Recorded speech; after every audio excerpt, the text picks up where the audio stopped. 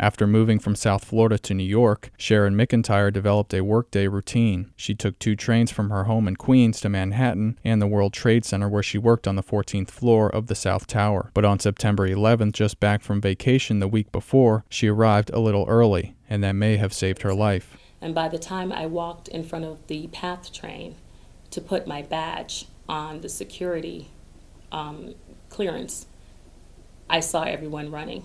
I don't know if I actually felt the movement, and it's not because it's 14 or 15 years later why I don't remember. I literally, right after that moment, could not say that I felt something and I ran, or everybody started running, so I ran. I didn't know what was going on. I just knew that I needed to run. Everybody was running. All of a sudden, there's like a shadow, and then you hear a loud boom.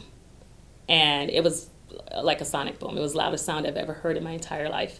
And I thought, okay, surely I'm dead. I put my hand over my head and I bent down, and, I stayed there for a while, and then nothing happened. Then I realized, okay, it didn't hit me. I didn't know what it was, but apparently that was the plane hitting the second building. Everything was so chaotic. And I think if the chaos wasn't there, as bad as it was, it wouldn't have been so unbearable. But I didn't know what was going on. I wanted to see somebody that I worked with. I scanned the crowds. I'm like, there's got to be somebody, because I didn't know what to do. I didn't know where to go. No one knew what was going on. But what would happen is that you would run down the street with a group of people.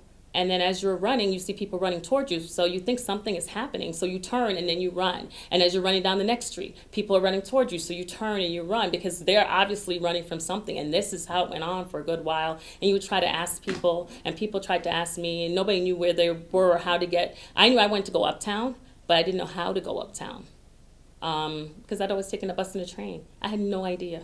Eventually, McIntyre got to the Queensboro Bridge, crossed the East River with hundreds of others, caught a short bus ride on the other side, and then walked many more blocks to get home. When she arrived, it was 5 p.m., and she had covered 13 miles. This time is, it's hard to tell what time is. Yeah. There are times that you think that something takes forever, like when the police, at one point, because I ran around for so much of the morning. And I literally got home that day at 5 p.m. and I thought maybe it was noon, and it was 5 p.m.